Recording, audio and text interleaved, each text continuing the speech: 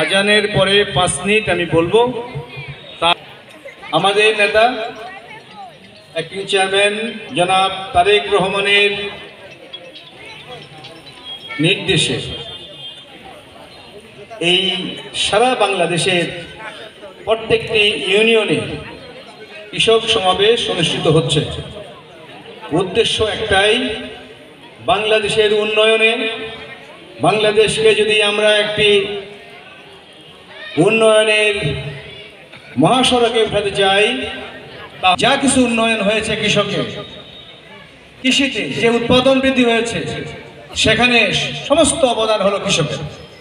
সরকারের অ্যাকচুয়ালি কোনো অবদানই ছিল না। কৃষকদের নিজস্ব উদ্ভাবনী ক্ষমতায়, প্রচেষ্টায় কৃষিতে একটা বিপ্লবের সূচনা হয়েছে, কিন্তু পদে পদে তা হোঁচট খাচ্ছে। কারণ যে সারের যে বন্টন ব্যবস্থা, এই ব্যবস্থায় আমূল পরিবর্তন আনতে হবে।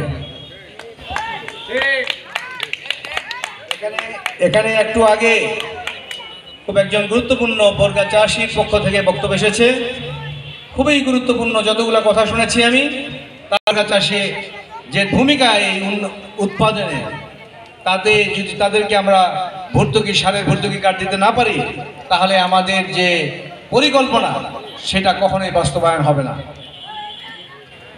সারের যে বন্টন হচ্ছে, যেগুলো আপনারা তুলেছেন, সমস্ত কিছু, শুধু সার নয়, সার ছাড়াও বীজ এবং গুদামকরণ, বাজারজাতকরণ, যেটা বলেছেন আপনারা, যে গুদামজাতকরণের সমস্যা, এগুলো ইস্যু আমরা লিপিবদ্ধ করে এটা জেলা থেকে এই প্রস্তাবনা যাবে কেন্দ্রে।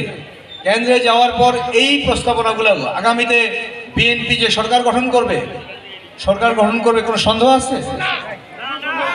যেহেতু বিএনপি সরকার গঠন করবে, সেই সরকারের কৃষক নীতিতে, কৃষি নীতিতে এই প্রস্তাবনাগুলা যাচাই বাছাই করে, যেগুলো খুব মূল্যবান, গুরুত্বপূর্ণ, সারা বাংলাদেশে যেগুলো সব জায়গা থেকে যে প্রস্তাবগুলো আসবে, এটা সংশোধন করা হবে। তার জন্যই হলো আজকের কৃষক সমাবেশ, এবং এটা আমাদের নেতা তারেক রহমান সাহেবের নির্দেশনায় হচ্ছে।